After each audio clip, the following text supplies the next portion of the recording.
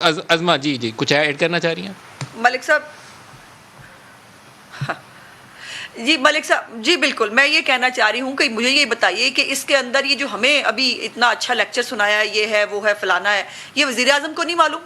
وہ نہیں جانتے کہ اس اپوائنٹمنٹ کو پچھلی دفعہ فیض حمید صاحب کی جب اپوائنٹمنٹ ہوئی تھی اس وقت کیا پروسیجر فالو ہوا تھا، اور کیا اس وقت جو پروسیجر فالو ہوا تھا اس سے کوئی ڈیفرنٹ پروسیجر فالو ہونا ہے؟ اور پھر اگر پروسیجر ہی فالو ہونا ہے، بات یہ کہ اس میں دو فریق ہیں اور دو فریق جو ہے وہ خود کسی نتیجے پہ نہیں پہنچ رہے، اس میں میڈیا کا کیا قصور ہے، اس میں اپوزیشن کا کیا قصور ہے؟ تماشا تو آپ نے بنا دیا جب ہم کہتے تھے کہ ادارے شخصیات کے مرہون منت نہیں ہوتے، تب آپ وضد تھے کہ نہیں جی نہیں ایک شخص کی بات نہیں پورے ادارے کی بات ہے۔ اب آپ کو ایک ہی شخص کیوں چاہیے؟ سوال یہ ہے کہ جب ایک ادارہ جو ان کا پیرنٹ ادارہ ہے اس نے فیصلہ کر لیا، جیسے یہ کہتے ہیں ہمارے کپتان کی مرضی ہے، آپ 5-10 چیف سیکرٹری اڑا کے رکھ دو، آئی جی وہاں پھینک دو، گاجر مولی کی طرح آپ جو ہے تبادلے تقرر کرتے ہیں اور آپ کہتے ہیں ہمارا اختیار ہے۔ اب جب ان کی ٹیم کے کپتان نے فیصلہ کیا کہ یہاں یہ نہیں یہ کھیلے گا،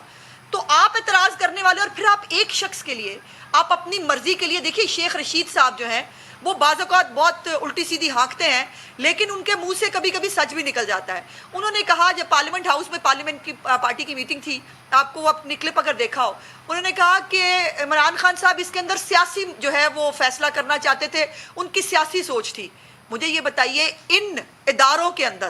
اور ان اپوائنٹمنٹس کے پیچھے سیاسی فیصلے،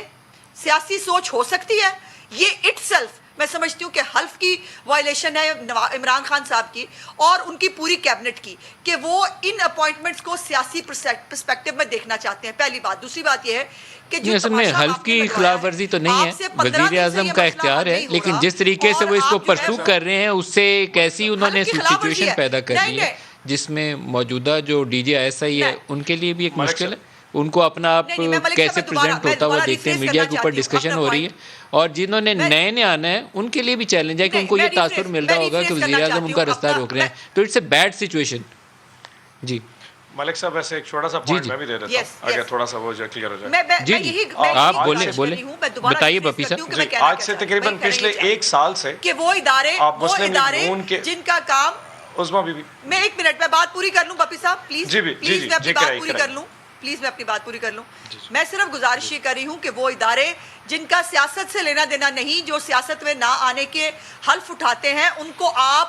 کو سیاسی پرسپیکٹو سے سیاست میں گھسائیں گے اگر عمران خان صاحب، تو یہ ان کے حلف کی وائلیشن ہے۔ اور میری جو جتنی بھی تھوڑی بہت کانسٹیٹیوشن یا لیگل پرسپیکٹو ہے، میں اس بات پہ بڑی کلیئر ہوں کہ عمران خان صاحب ان اداروں کو اپنی سیاست کے لیے استعمال کرنا چاہتے ہیں، وہ اس کے اندر افراد کو اپنے ادارے کے خلاف کھڑا کرنا چاہتے ہیں اور ان اداروں سے اپنی مرضی کے سیاسی فوائد حاصل کرنا چاہتے ہیں جو صریحاً کانسٹیٹیوشن آف پاکستان اور وزیر اعظم کے اوتھ کی وائلیشن ہے۔